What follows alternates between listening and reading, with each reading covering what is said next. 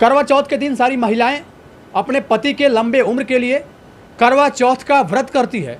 वो दिन भर उपवास करती है, भूखे प्यासे रहती है, सिर्फ और सिर्फ इसलिए कि उसके पति की लंबी आयु हो, उसके पति की लंबी जीवन हो।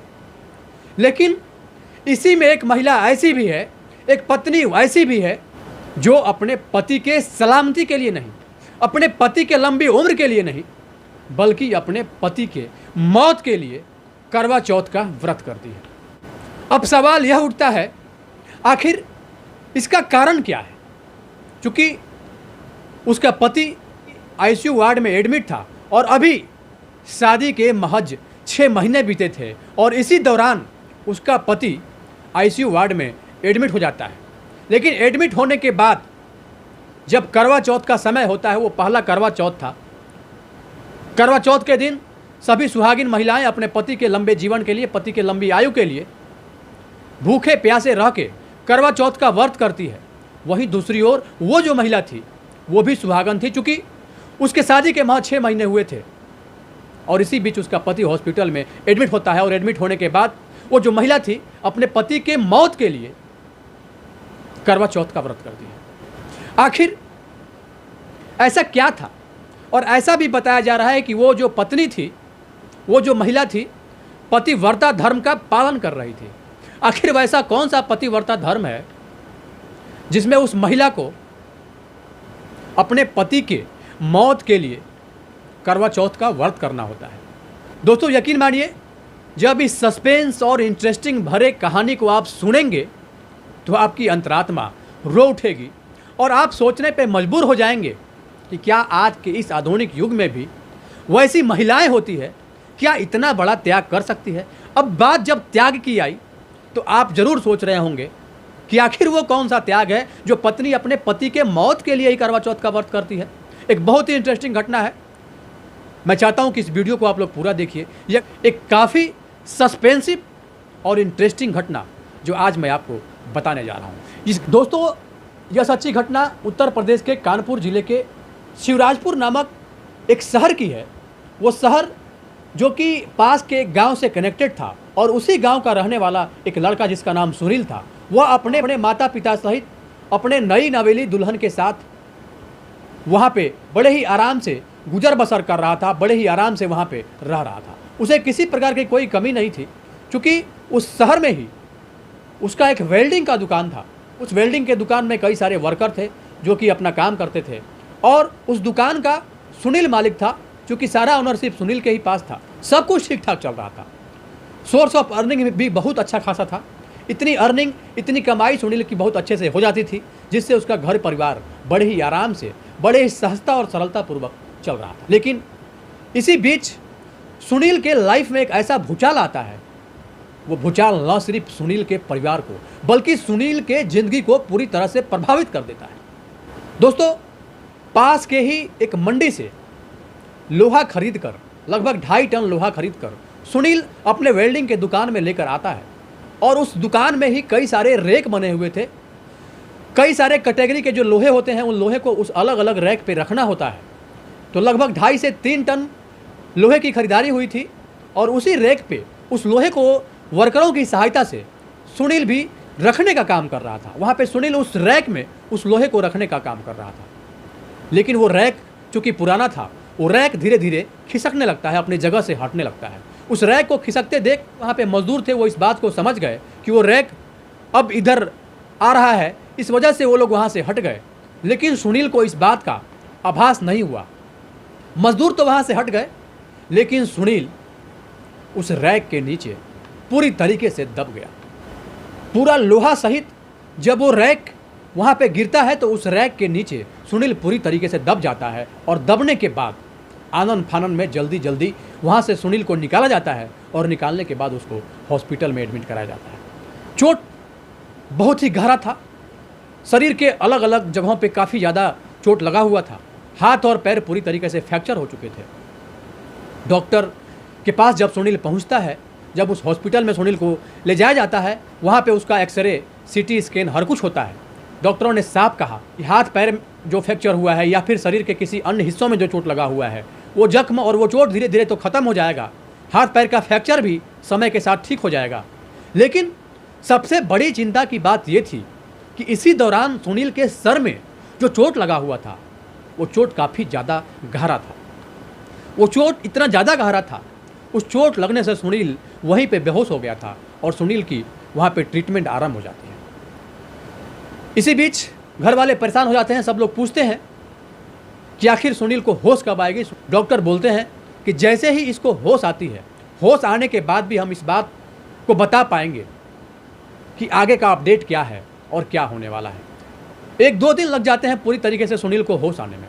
होश तो सुनील को आता है, लेकिन होश आने के बाद उसकी यादाश्त चली गई थी। वो पूरी तरीके से कोमा में चला गया था। वो न तो अपने माता पिता को पहचान रहा था और न ही अपने पत्नी संजना को ही पहचान रहा था।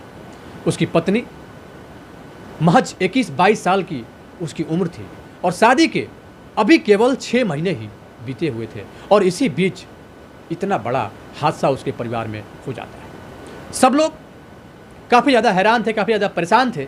सब लोग चिंतित थे, सब लोग रो रहे थे। जितने भी वहाँ पे सगे संबंधी, जितने भी रिश्तेदार वहाँ पे पहुँचे हुए थे, सब लोग सुनील की सलामती का दुआ कर रहे थे। सुनील को जैसे ही थोड़ा होश आता, वह अपने बेड से उठ जाता और इसके बाद ज़ोर ज़ोर से चीखने लगता, चिल्लाने लगता, दर्द से वो रोने लगता, पीड़ा से वो कराहने लगता। उसकी बेचैनी, उसकी पीड़ा, उसके दर्द को देख के डॉक्टर तुरंत उसको इंजेक्शन लगा देते और फिर से वो सो जाता। संजना जो सुनील की पत्नी थी, उसकी उम्र भी ज़्यादा नहीं थी।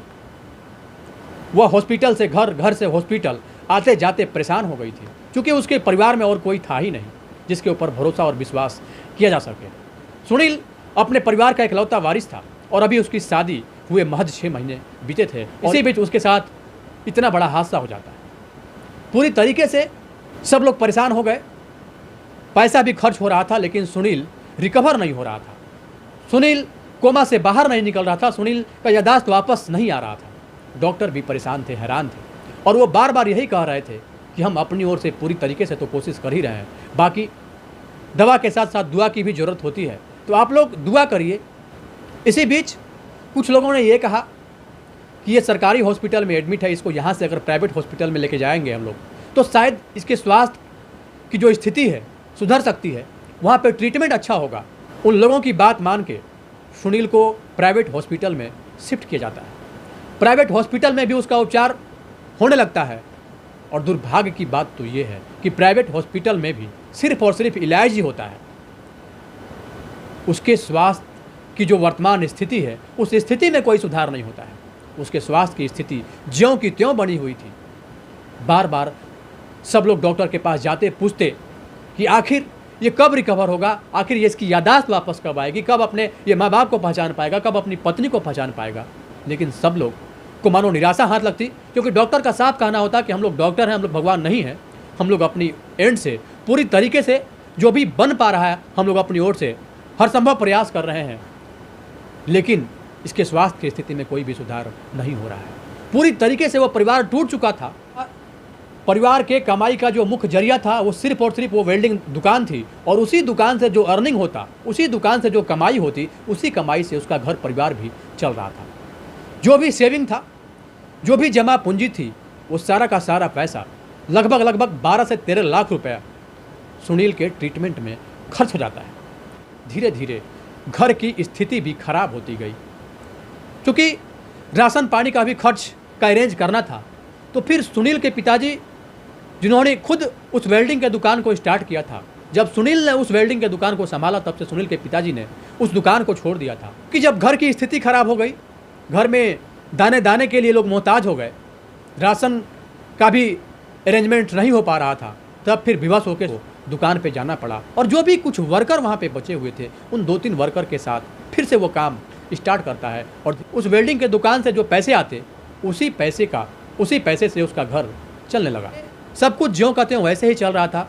काफ़ी दिन बीत चुके थे, लेकिन फिर भी सुनील के स्वास्थ्य में कोई सुधार नहीं हो रहा था। इधर जब शेविंग तो ख़त्म पहले ही हो गया था, अब बात ज्वेलरी की आई। जो भी गहने और जेवर बचे थे, उस घर के महिलाओं ने सुनील के इलाज के लिए वो गहने और जेवर भी बेच दिए। इसके बाद सुनील का वो लोग ट्रीटमेंट करवाए, लेकिन फिर भी सुनील के वर्तमान स्वास्थ्य में कोई भी सुधार नहीं हुआ।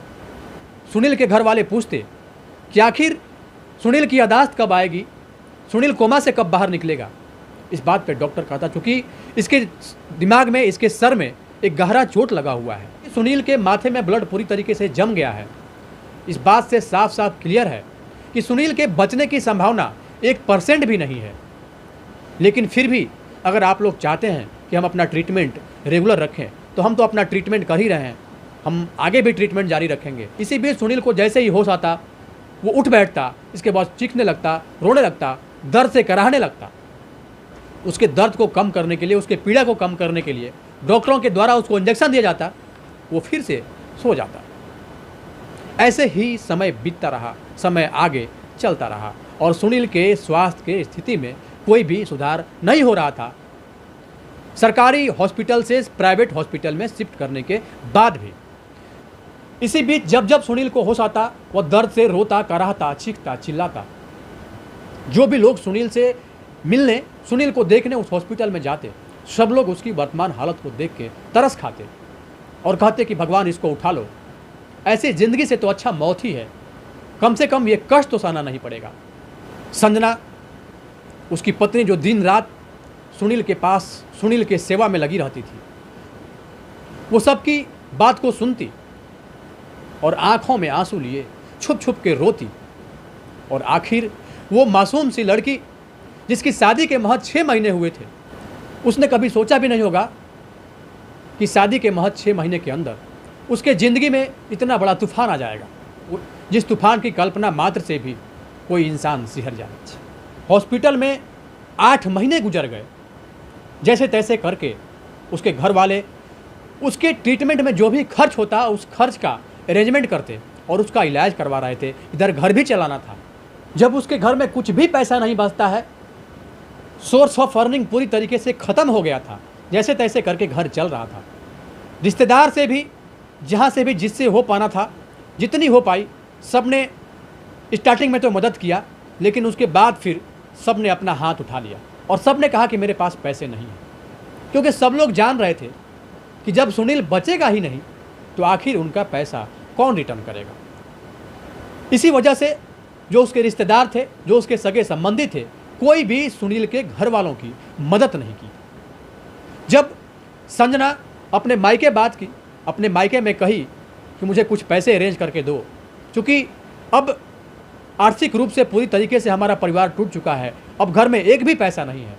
उसके मायके वाले भी संजना को भला बुरा कहने लगे और ये भी कहने लगे कि तुम बेकार इस मुर्दे के पीछे पड़ी हुई हो, तुम जानबूझ के ऐसा कर रही हो, आखिर ऐसा कौन करता है, अभी तुम्हारी एज ही कितनी हुई है, शादी के महज 6 महीने बीते हुए हैं और इसके बाद ही इतना बड़ा कृत्य तुम्हारे साथ हुआ, तो अच्छा तो ये रहेगा कि तुम उसको हॉस्पिटल में उसी हालत में छोड़ के चले आओ, फिर जैसे होगा हॉस्पिटल वाले देखेंगे, जो होना होगा होगा।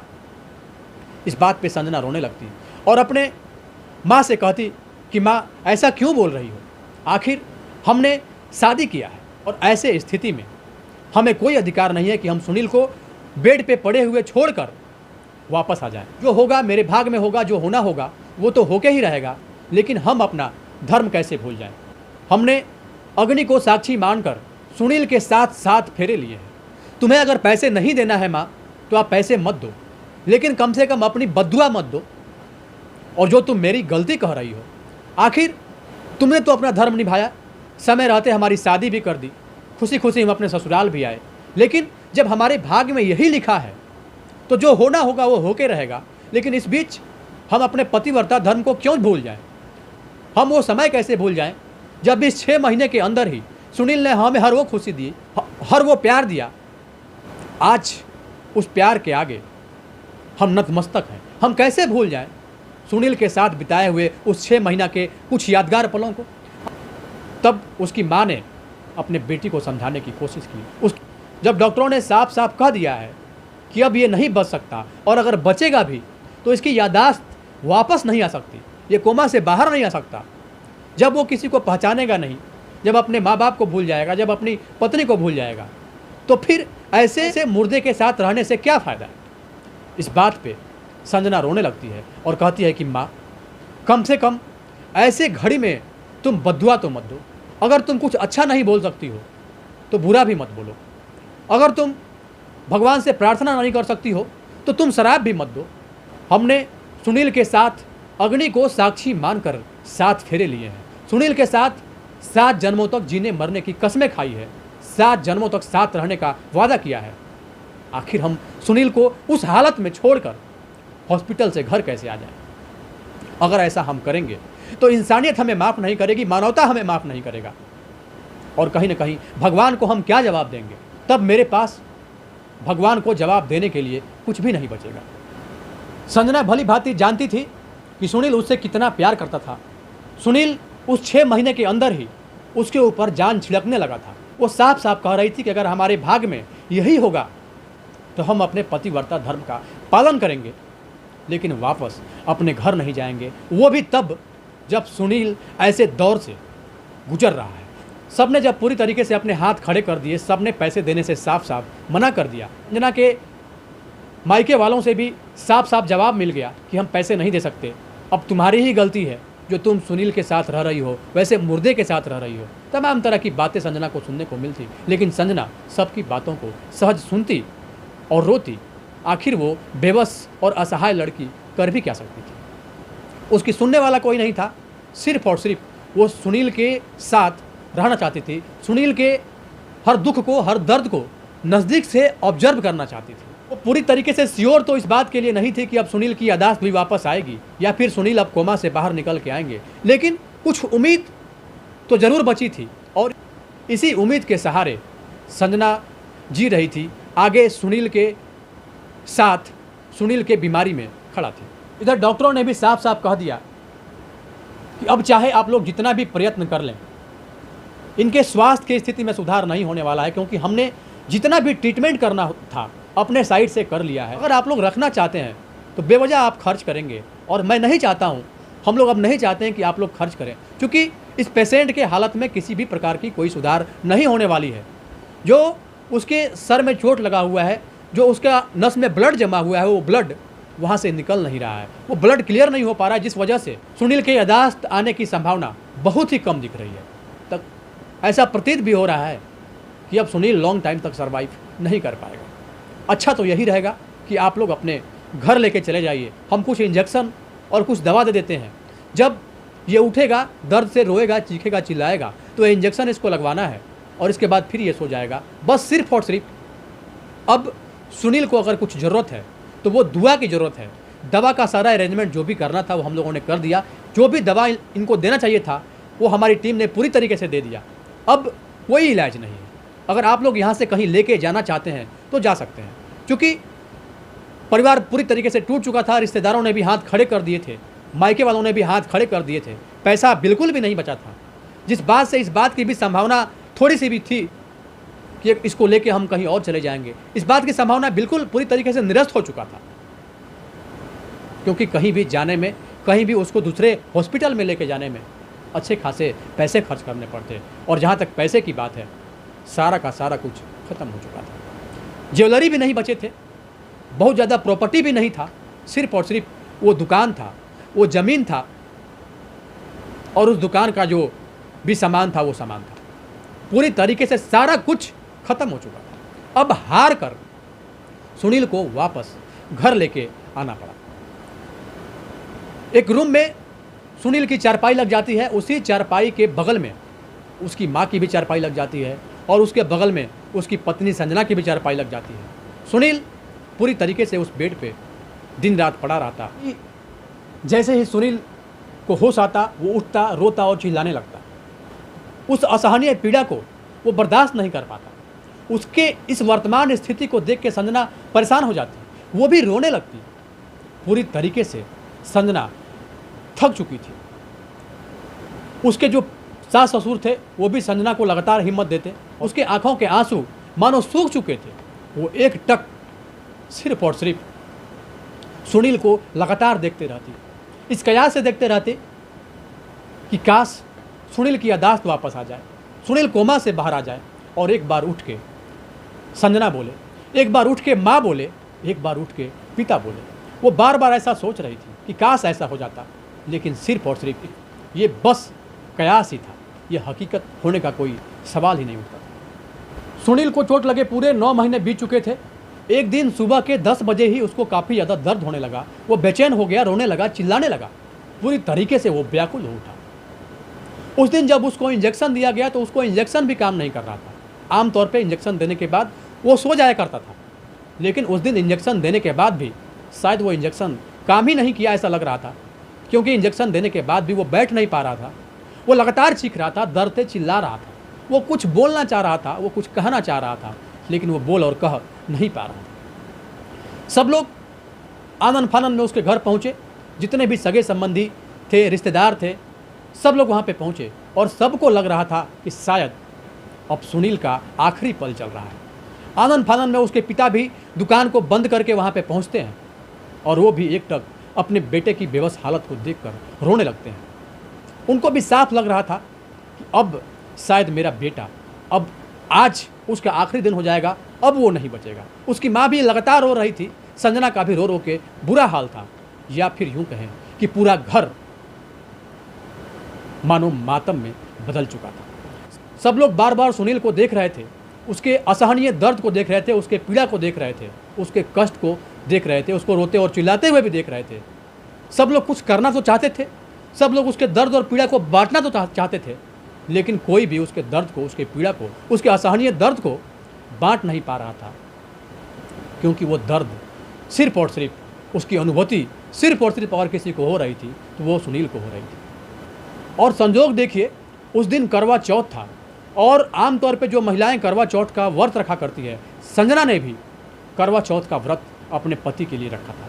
उस दिन सुबह से ही संजना भी भूखी प्यासी थी। चूँकि 10 बजे उसको दर्द उठा था, 3 से 4 घंटा तक वो लगातार दर्द से बेचैन था। और इस बीच संजना भी, चूँकि वह सुबह से भूखी थी, पानी तक भी इस व्रत में नहीं पिया जाता है, चांद देखने के बाद ही महिलाएं पानी भी पीती है।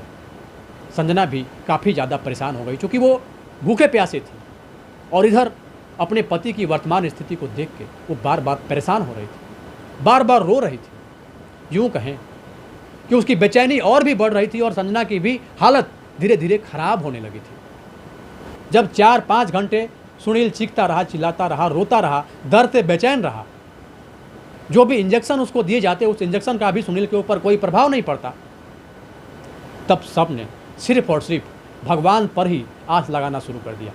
लगभग 4-5 घंटे बीत जाने के बाद पूरी तरीके से सुनील उसी बेड पर शांत हो गया। जब सुनील पूरी तरीके से चारपाई पर लेट जाता है, इधर संजना भी पूरी तरीके से थक गई थी, वो भी शांत होकर बैठ जाती है। एक टक वो अपने सुनील को, वो अपने पति को निहारते रहती है और अचानक वो भगवान की ओर ध्यान करती है और कहती है कि हे भगवान, आज तक मैंने अपने जीवन में, अपने ज़िंदगी में कभी कुछ भी नहीं मांगा, और आज अगर मैं कुछ मांग रहा हूँ तो वो अपने पति की मौत मांग रहा हूँ। आज कुछ ना कुछ तो कर ही दो, आज इनको ही उठा लो, या नहीं तो मुझे उठा लो, या नहीं तो हम दोनों को उठा लो, क्योंकि ऐसी ज़िंदगी देने से अच्छा है आप इनको मौत दे दो, क्योंकि अब इनकी असहनीय पीड़ा, अब इनका असहनीय दर्द मुझसे देखा नहीं जा रहा। मैं पतिव्रता धर्म का पालन तो कर रही हूँ, लेकिन आखिर मैं कब तक ऐसे धर्म का पालन करूँ? मैं भी पूरी तरीके से हिम्मत हार चुकी हूँ। जब दर्द में, पीड़ा में अपने पति को रोते और चीखते और चिल्लाते हुए मैं देखती हूँ तो हमसे रहा नहीं जाता, मैं बर्दाश्त नहीं कर पाती हूँ, मैं पूरी तरीके से टूट चुकी हूँ। हे भगवान, अगर मुझे कुछ देना है तो बस यही दे दो। वह वहीं पर अपने पति के पास ही, जो कि पूरी तरीके से शांत हो चुका था, महज उसके पति की सांस भर ही चल रही थी और पूरी तरीके से उसका पति बिल्कुल एक मुर्दे की तरह शांत हो चुका था। अब ऐसा लग ही नहीं रहा था कि सुनील भी अब इस दुनिया में है। बस एक आस था तो वो सिर्फ और सिर्फ उसकी सांसें चल रही थी। वो इसी बात का एक प्रमाण था कि सुनील अभी जीवित है। नहीं तो फिर ऐसा लग रहा था कि सुनील अभी दुनिया में है ही नहीं, क्योंकि उसके शरीर का मूवमेंट भी लगभग बंद हो चुका था। उसके घर में सब लोग परेशान हो गए। सबको लग रहा था कि अब सुनील का ये आखिरी पल है। उसकी पत्नी वहीं पे एक कुर्सी लगाती है और इसके बाद अपने पति के सीने पे सर रख के सो जाती है। क्योंकि वो व्रत की थी दिन भर की भूखी प्यासी थी। 10 बजे से लगभग 5 बज चुके थे। वो पूरी तरीके से वैसे ही लगभग 4 से 5 घंटे अपने पति के सीने पे सोई रही। इस बीच जब उसकी माँ वहाँ पे आई तो उसको उठाने की कोशिश की। ये भी बोली कि बेटी उठो, आखिर तुम ऐसे करोगी तो फिर हम लोगों का क्या होगा, हम लोगों के बुढ़ापे का सहारा कौन होगा। बार बार उसको रिक्वेस्ट करती, लेकिन वो संजना सिर्फ और सिर्फ हाँ और हूँ में जवाब देती और कुछ भी नहीं बोल रही थी। मानो वो पूरी तरीके से सुनील के सीने में फिक्स हो चुकी थी। वो लिपट चुकी थी, वो हटने का नाम ही नहीं ले रही थी। 1-2 बार उसकी माँ ने प्रयास किया कि उसको हटाया जाए, लेकिन जब उसका प्रयास व्यर्थ गया तब उसकी माँ ने भी उसको उसी अवस्था में छोड़ के चली गई। अब रात हो गई, पूजा का समय हो गया। फिर दोबारा उसकी माँ उस कमरे में जाती है और जाके फिर से संजना को उठाने की कोशिश करती है और कहती है कि बेटा उठो, पूजा का समय हो गया, कम से कम पूजा तो कर लो। चलो देखो चांद निकल आया है, एक बार चांद को तो देख लो। एक बार अपने सर को उठा के अपनी सास की ओर संजना देखती है और कहती है कि आप लोग मुझे माफ़ कर दो, अब मैं पूरी तरीके से थक चुकी हूँ, पूरी तरीके से अपनी हिम्मत हार चुकी हूँ। अब मुझे कोई पूजा वूजा नहीं करना, आज जो भी होना होगा वो होके ही रहेगा। अब मैं यहाँ से कहीं नहीं जाऊँगी, मुझे कोई पूजा वूजा नहीं करना है। उसने एक अलग ही नज़र से अपनी सास को देखा। उसकी आंखों में मायूसी थी, उसके आंखों में एक समर्पण था। उसके इस एक्टिविटी को देख के उसके सास के भी आंखों में आंसू आ गया और वो बिना कुछ बोले वहाँ से धीरे धीरे खिसक गई, वहाँ से चली गई। तब तक पूजा का भी टाइम ख़त्म हो गया। जब पूजा का टाइम ख़त्म हो गया तब सुनील की माँ, या फिर यूँ कहें कि संजना की सास, एक गिलास पानी लेके वहाँ पे आई और संजना को वो पानी देने लगी और कहती है कि कम से कम अपने ज़िंदगी के लिए एक गिलास पानी तो पी लो, अब चांद भी निकल आया है, चांद को तो देख लो। लगभग 10:30 पौने 11 बज चुके थे, क्योंकि अगर तुम्हें कुछ हो गया तो फिर हमें कौन देखेगा, हमारा जीवन आगे कैसे चलेगा, हमारे साथ कौन रहेगा। वो हैरत भरे नज़रों से अपनी बहू को देख रही थी। उसके आंखों में भी वो अपने बेटे के प्रति, अपने बहू के प्रति वो स्नेह था, वो प्यार था। उसके आंखों से भी एक अश्रुपूर्ण धारा बह के निकल रही थी। उसके इस करुण अवस्था को देखकर संजना पूरी तरीके से द्रवित हो गई और वो कहने लगी, नहीं माँ, आज जो होना होगा वो होके ही रहेगा। हमने पूरी तरीके से आज कोशिश कर ही ली है। आज अगर हमने कुछ भगवान से मांगा है तो हमने बस इतना मांगा है कि आज आप इन्हें उठा लो, या नहीं तो फिर मुझे उठा लो, या फिर दोनों को उठा लो, क्योंकि बड़े ही कष्ट के जीवन ये जी रहे हैं। इनका जो दर्द है, इनकी जो पीड़ा है, वो मुझे अब देखा नहीं जा रहा है। वो बार बार अपनी माँ को ये बताने की कोशिश कर रही थी और वो साफ कह रही थी कि मैं न तो पानी पीऊँगी न मैं खाना खाऊँगी। वो वहीं पर कुर्सी पर बैठे बैठे सुनील के सीने पर अपना सर रखकर लगातार आंसू बहाए जा रही थी। उसको मानो अभी भी ये कयास था कि मेरा सुनील उठेगा और हमें कहेगा कि संजना, काश ऐसा हो पाता, लेकिन महज सिर्फ और सिर्फ ये कयास भर ही था, क्योंकि जो सुनील की वर्तमान स्थिति थी वो देख के साफ साफ पता चल रहा था कि सुनील अब जिंदगी और मौत के बिल्कुल करीब है। अब पल भर का वो मेहमान है, ये ऐसा साफ साफ उसको देख के प्रतीत हो रहा था। जितने भी रिश्तेदार आए थे सब लोग वहाँ से जा चुके थे। रात के लगभग 11:30 बज चुके थे। संजना वैसे ही पूरी तरीके से सुनील के सीने पे सर रखकर आंसू बहाते बहाते सो गई। अब मानो उसने भी उम्मीद छोड़ दिया। अब उसको भी साफ साफ ऐसा लग रहा था कि अब मेरा सुनील शायद अब इस दुनिया में नहीं बचने वाला है। उसने भी पूरी तरीके से ये भरोसा, ये विश्वास, ये उम्मीद सब कुछ छोड़ दिया। लेकिन इसी बीच जब वो पूरी तरीके से सो गई थी, इसी बीच एक चमत्कार होता है। लगभग 11:50 के आसपास सुनील अपने बेड से उठकर बैठ जाता है और इधर उधर देखता है। वो देखता है कि उसकी पत्नी संजना उसके सीने पे सर रख के रो रही है। वो संजना को उठाने की कोशिश करता है और कहता है, संजना उठो। एक बार बोलता है, 2 बार बोलता है। उसके बाद में जब संजना कोई रिप्लाई नहीं करती है, जब वो सुनील के किसी बात का उत्तर नहीं देती है, तब वो फिर से संजना को थोड़ा सा तेज आवाज़ में कहता है, संजना तुम क्यों रो रही हो। जैसे ही मानो संजना के कान में सुनील की एक धीमी सी आवाज़ जाती है, वो धीरे से उसकी आंख खुलती है। वह उस मोमेंट को देख के आश्चर्य में पड़ जाती है और सुनील को बार बार देख रही है कि जो सुनील आज 9 महीने से पड़ा हुआ था वो अचानक उठ के अपनी संजना को आवाज़ लगा रहा है। ये क्या चमत्कार है। उसको मानो आंख पे भरोसा ही नहीं हो रहा था।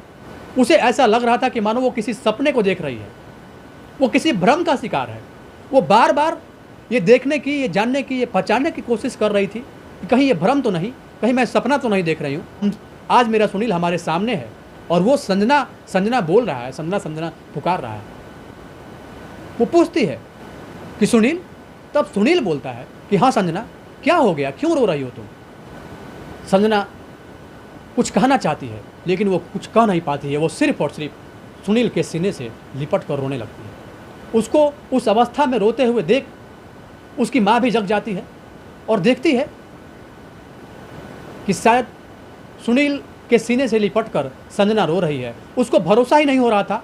उसे एक बार तो ये लगा कि शायद मेरा बेटा अब इस दुनिया में नहीं है, इसलिए वो पूरी तरीके से मेरी बहू मेरे बेटे से लिपट कर रो रही है।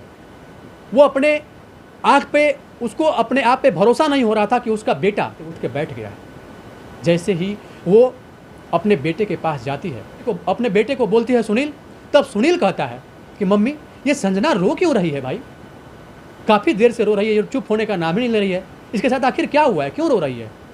मानो उसके माँ के पैरों तले ज़मीन खिसक जाती है। जो बेटा आज तक मतलब पूरे 9 महीने तक उस बेड पे पड़ा हुआ था, जिंदगी और मौत के बीच जूझ रहा था, आज उसका बेटा उस बेड पे खड़ा हो गया। आज उसका बेटा उसी बेड पे उठ के बैठता है और न सिर्फ उठ के बैठता है बल्कि जहाँ से सारे दरवाजे बंद हो चुके थे वहाँ एक उम्मीद का दरवाज़ा था और वो उम्मीद का दरवाज़ा आज खुलता है।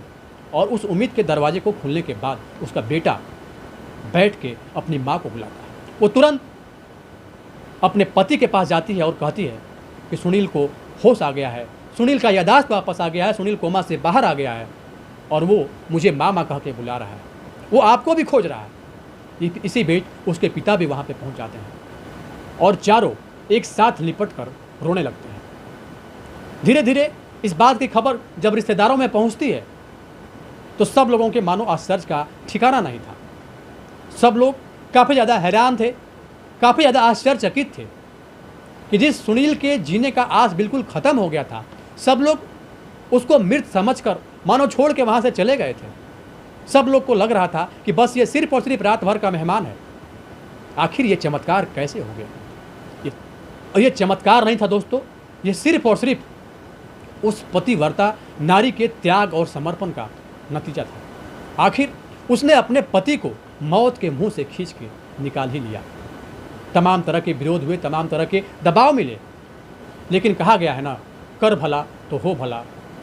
अगर आप अच्छा करेंगे तो आपके साथ अच्छा ही होगा, अगर आप बुरा करेंगे तो आपके साथ बुरा ही होगा। अंततः सुनील 9 महीने के सर्वाइव पीरियड से निकलता है और आज अपनी ज़िंदगी वो बड़े ही सफलतापूर्वक जी भी रहा है। लगभग 2 से 3 महीने और लगे पूरी तरीके से उसको स्वस्थ होने में। इस बीच सुनील अपनी पत्नी संजना को पानी पिलाता है, संजना पानी पीती है और खुशी से पानी पीकर संजना अपना व्रत तोड़ती है। दोस्तों, इस घटना को बताने का उद्देश्य किसी को परेशान करना नहीं, किसी के भावनाओं को आहत करना नहीं, किसी के अंतरात्मा को ठेस पहुंचाना नहीं, बल्कि आपको सचेत करना है, आपको जागरूक करना है। आपको ये बताना है और आपसे ये जानना भी है कि सुनील के साथ वो महिला अगर संजना न होके कोई और अन्य महिला होती तो क्या वो ऐसा समर्पण, ऐसा त्याग वो करती। ऐसा बहुत ही कम देखने को मिलता है। ऐसी महिलाएं बहुत ही इस आधुनिक युग में तो कम ही देखने को मिलती है। मैं सैल्यूट करता हूं ऐसी महिलाओं को, ऐसी लड़कियों को, ऐसे महिलाओं और लड़कियों के सोच को, जो ऐसे सोच को लेके आगे जीवन में बढ़ रही है। इस पूरे घटना को लेके आपकी क्या राय है, अपनी राय निष्पक्षता के साथ कमेंट बॉक्स में ज़रूर दें, क्योंकि आपके कमेंट का बड़े ही बेसब्री से मैं इंतजार करता हूं। मेरा प्रयास भी रहता है कि आपके हर एक कमेंट का बड़े ही बेबाकी के साथ, पूर्ण निष्पक्षता के साथ आपके हर एक कमेंट का मैं रिप्लाई भी कर पाऊँ। बहुत बहुत धन्यवाद। आप लोग जुड़े हुए थे जनतक न्यूज़ के साथ।